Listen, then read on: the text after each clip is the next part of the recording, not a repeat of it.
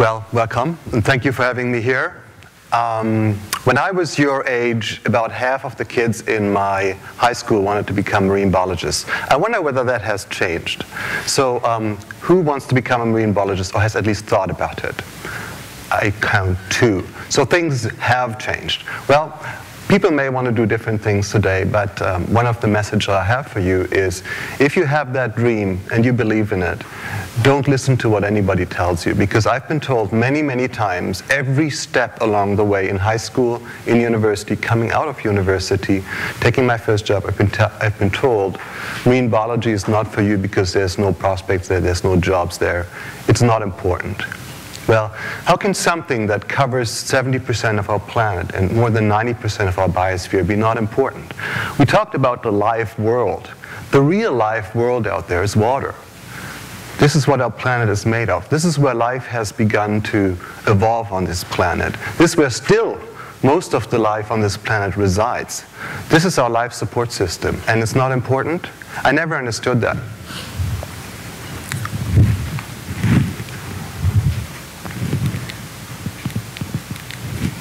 So how do I forward this?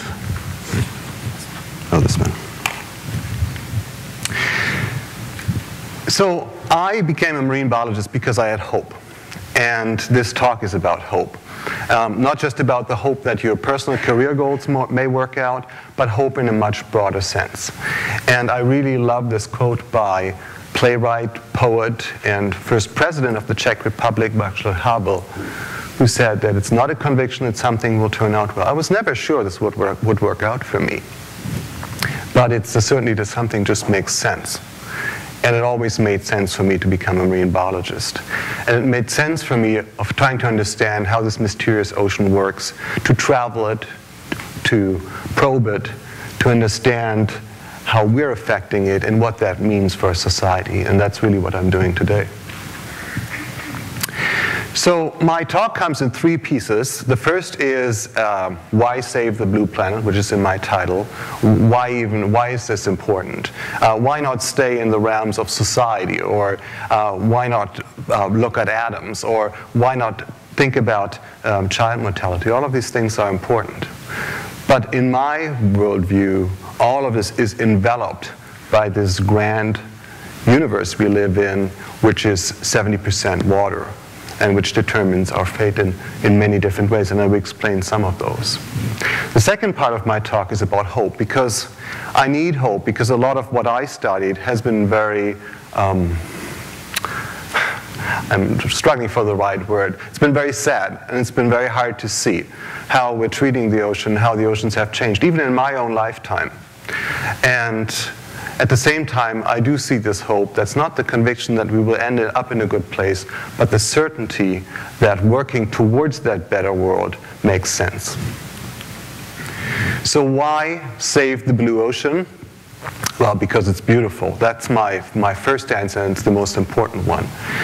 A year ago today, I was in this region. It's Raja Ampat. It's the most biodiverse, meaning the most species-rich region on the planet, period. There's more species of corals there on a football field than in the entire Caribbean. Well, in a football field size coral reef, that is. It's a stunningly beautiful place. It's also a place that has been rampaged by overfishing, by bomb fishing, by erosion through legal and illegal deforestation of rainforests and so on. There's rapid population growth. There's a lot of problems there. But it's still an amazingly beautiful place, and something that I believe everybody who inhabits this planet has a right to see, not just today, but also in the future. It's more beautiful than you can imagine. Who here has snorkeled or scuba dived? Oh, good. I'm happy. I didn't expect to see that many. Whoever didn't raise their hand now, please do it. You will discover things that you don't imagine you will ever see. I have done this for more than 20 years, well, more than 30 years by now. And I'm still seeing things that are more beautiful than I had imagined. Just 2 weeks ago, in this region, I was diving with a National Geographic photographer, who also gave a TED talk, by the way, Brian Scarry, in PEI, north of PEI. And we were diving with giant bluefin tuna. These are fish the size of a large Siberian tiger. And there's no words for it. You have to go see for yourself. It's something you've never seen before. It's something I've never seen before. It's something very few people have seen, but they're there every day in the summer and fall. Just nobody goes out to see them and study them. This is a picture of the coast of Africa with bull sharks. I remember seeing the first bull shark in my life, maybe 10 years ago. Totally unexpectedly, being very, very scared, but also seeing something that was more beautiful than I've ever imagined. Something that was more present and more wild than anything I've seen before. At the same time, I see that these same creatures, tuna and sharks and other large predators, but also other fish and other sea creatures are being wiped out. Sometimes for absolutely no reason, sometimes just because of thoughtlessness. And this is something that, for me, makes sense to speak up against. Another reason to save the blue planet is because it provides for us. It has provided for us for thousands of years. This region is called the Maritimes. It's called so because we are inextricably linked with our oceans. We've made, this place here is built on cod, basically. This whole region is New England, Nova Scotia, Newfoundland. This is a picture from the cod fishery 100 years ago or so in Newfoundland. But this provisioning function, this service the ocean provides to us, this bounty it provides, is fragile. It needs to be treated well. This is the image of the cod catches over time. This starts in 1850, but you could go all the way back to the late 1600s, and you would see the same thing, about 200,000 tons of food being produced every year, and a big spike here as foreign trawlers came in, collapsed the stock halfway at once, and then we protected it somewhat, it came back, and then the Canadian fishery wiped them out completely. This kind of pattern we see more and more around the world, and this is what's concerning me, because there's an end to this. It's not like there's an endless bounty. The ocean is not this bottomless pit, and we're having a big impact on it. Now, more important than food, the ocean is our life support system. This is where life comes from. This is where all of us comes from. Our tears, our blood still have the same composition, the same relationships of elements than seawater. Why? Because we all come from the sea. But how does it relate to us today? We're land creatures. How is the ocean supporting my life right now? Well, it is. And to understand that, I would like all of us to take a breath and then take a second breath. Now, that second breath was courtesy of the ocean, because half of the primary production of plant matter is happening in the ocean, and that by inference means that half of the oxygen that's produced on the planet is produced by the ocean. Every second breath comes from the ocean. This life support system, however, is being damaged. Life just doesn't do things by itself. Well, it does, but it needs certain conditions. One is a reasonably predictable and stable environment. We all know this. And it means a number of species that do things. For the provision of oxygen, it's not just enough to have one plant, because that one plant may only grow in the summer, not in the winter. So you need things that grow in the winter as well. As environmental conditions change, you need different species doing different things at different times, being able to adapt to different changes. We talked about resilience in the human realm. The resilience of our life support system is linked to its biodiversity, the number of species there. The most biodiverse places we have on the planet, particularly in the ocean, are coral reefs, like the ones I talked about in Rajampat, where I was traveling a year ago. Well, coral reefs are disappearing, not just because of overfishing and pollution, which have important impacts, but also because of the impacts of climate change. This is the world today. This is a good coral reef in the Great Barrier Reef today, well protected. This would be the same place 50 years from now if carbon dioxide emissions continue to rise and the oceans become more and more acidic as that carbon dioxide is absorbed and also warmer, which makes the corals bleach. Then they become overgrown by algae, and this would be how this place might look like the end of the century, in the year 2100, as emissions further increase concentrations above 500 parts per million, which is about twice the pre-industrial level. A lot of policy goals now for stabilization of the climate talk about a double CO2 world. So that's this scenario, or this here, where the patches of coral habitat shown in blue here are shrunk to little islands. Do we want to live in this world? Can we afford to live in this world? I don't. And I don't want you to live in this world. Another reason to protect the blue planet is because it's under assault. I've talked about climate change, but most of the changes we've seen in the ocean in the past and continue to see are through fishing. And as I said, a lot of fishing is there to provide food, like the cod fishery, but there's a lot of fishing that's just for, say, a luxury product, like shark fins, which is something that doesn't nourish anybody or doesn't sustain any population. It's a luxury product, a very valuable one. And that's why sharks all around the world are finned often while they're still alive, and their carcass is thrown back into the water. It's just because it's a cultural habit. It's nothing more than that. But it's driving a whole class of species to extinction, which have been around about twice as long as the age of the dinosaurs. They were there. They were the first predators of the ocean. They're still there, and they have survived till today, until we came along and made a habit of slicing their fins off. We should also think about saving the blue planet, because we can turn it around.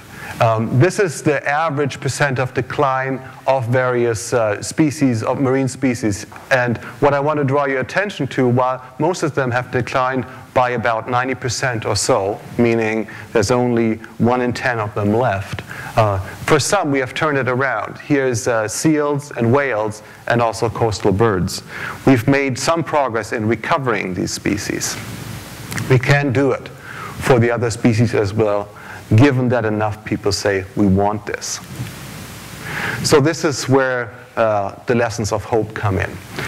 These are 2 kids who have been educated in this program in Raja Ampat, this area in Indonesia I've been talking about, which has a lot of problems, but where a number of conservation groups have come in. Can you go one back, sorry? A number of conservation groups have come in, and they go from village to village, and they educate not just the adults, but more so the children. They have this boat, and they go around and they do plays and they do readings. There's a lot of singing, and every kid comes out passionate conservationist for the ocean. When their parents are fishing a turtle, they free the turtle from the pen and bring it back in the ocean. They pick up garbage. They really transform things through education. What they also do in Raja Ampat, and what they increasingly do around the world, including here in Nova Scotia, is to establish protected areas. Areas where the ocean can recover itself, and where that life support system can do its workings. This is an area just south of here, Georges Bank, a very famous fishing ground in the United States, in New England. And this is a particular species this is haddock, which is very abundant there. Used to be very abundant, totally crashed in the 1960s through overfishing. Similar story as the cod, recovered when people protected part of its range to the 200-mile limit, that only US fishermen now could get at the species, not everybody. So it was a halfway protected area. It recovered the species, and then US fishery collapsed them again. And here they protected half of the fishing grounds from fishing. And that's when the species really took off. And this would be off the charts now. This is 2004 when we published, or when we got the data for this. This would be off the charts now. It continues to increase. There's more haddock in this area now than there's been in anyone's lifetime. So the message is the oceans can heal. I see a lot of damage and I see a lot of reason to despair, but I also see a lot of reason for hope. Even this region, which has seen some of the most spectacular changes in the ocean, some of the most dramatic fish collapses, this recent paper just published a few months ago from somebody at BIO shows this uptick in various species of commercially important fish that had been down for a long time. Also, recently we've seen an increase for the first time in hundreds of years in the population of right whales, which had been depleted in the 18th and 19th century, and also large increases in seals, which also had been depleted. Some people think that seals hurt the recovery of these species. Clearly that's not true, as this species is more abundant now than it has been in 40 years, and at the same time these species recover as well. If you let the ecosystem run its course, it's going to heal itself. If you give it half a chance, like a person, like a sick person, if you treat them well, if you give them some support, they're going to heal. It's the same in the ocean. So this is where you come in. Everyone has to play a part here. According to the international law of the sea, the oceans are the common heritage of all mankind. Every single one of us has a stake in this. So what can we do? Fortunately, and this is the main reason I have hope, is that our species, humans, we're this naked ape. We're not very good at anything except learning, communicating, and adapting. And this is what we're doing right here, right now. This is what you do through your education. You live and you learn and you adapt to changing circumstances.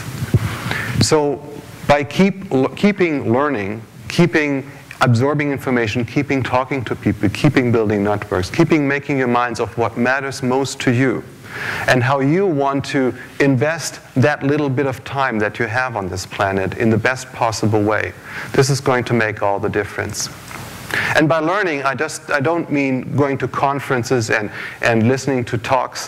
While that is important, most of the learning, I think, happens by going out in the real world and discovering things, by looking yourself and making up your own mind, by talking to people, by looking into the ocean, and in my case, by having real life experiences, not by sitting in front of a screen. Keep learning, keep engaging. Engage with people or groups who make a difference in a way that you like to see a difference made.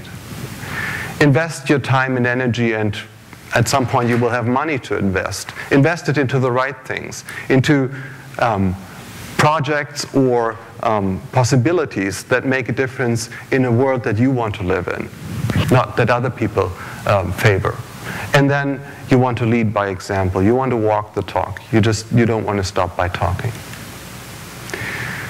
So how do you do this? It's actually really simple. There's three main impacts you're having.